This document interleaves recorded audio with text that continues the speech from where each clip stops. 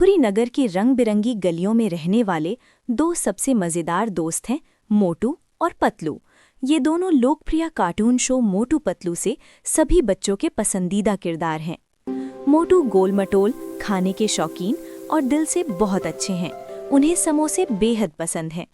पतलू दुबले पतले, समझदार और तेज दिमाग वाले हैं। वह फुरफुरी नगर में बड़ा अजीब नज़ारा था। आसमान हल्का धुंधला था और सूरज की रोशनी फीकी लग रही थी। धीरे धीरे सबको पता चला कि पूरे नगर के रंग गायब हो रहे हैं। पेड़ हरे नहीं दिख रहे थे, फूलों में चमक नहीं थी, घरों की दीवारें भी फीकी पड़ चुकी थीं। बच्चों के खिलौने भी रंगहीन हो गए थे। पूरा शहर जैसे काले सफ़ेद चित्र में बदल गया था। नगर के लोग उदास हो गए, बच्चों की हंसी भी कम हो गई। मोटू को ये देखकर बहुत बुरा लगा। रंगों के बिना तो समोसे भी फीके लग रहे थे। पतलू ने गंभीर होकर सोचा कि जरूर इस परेशानी के पीछे कोई कारण है। समस्या का पता लगना। पतलू ने आसपास ध्यान से देखा। नगर के बाहर एक पुरानी पहाड़ी पर एक छोटा सा बादल अटका हुआ था। वो बादल काला था और चमक नहीं रहा था। धीरे धीरे पता चला कि वही बादल सारे रंगों को अपनी ओर खींच रहा था। जब भी हवा चलती, रंग उस बादल में समा जाते।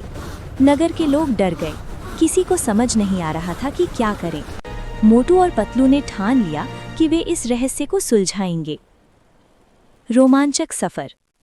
दोनों अपनी पुरानी साइकिल पर पहाड़ी की ओर निकल पड़े।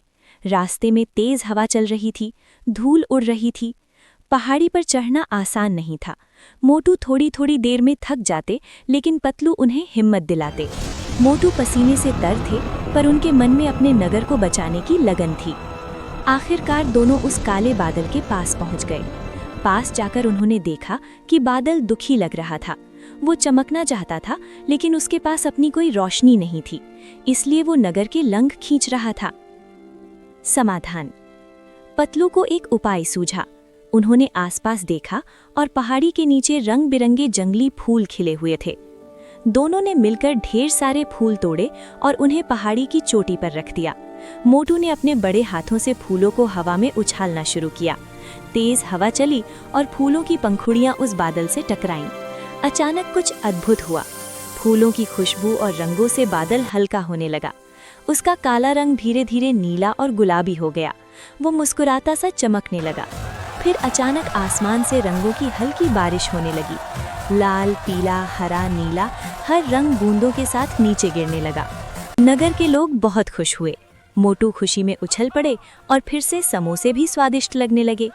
पतलू मुस्कुरा रहे थे। काला बादल अब आसमान में इंद्रधनुष के साथ उड़ रहा था। पूरा नगर पहले से ज्यादा सुंदर लग रहा था। मोटू और पतलू फिर से अपने अगले रोमांच के लिए तैयार हो गए। सीख। जब कोई परेशानी आए तो उसे दुश्मन समझकर भागो मत। समझदारी और मिलकर काम करने से हर समस्या का हल निकल सकता है।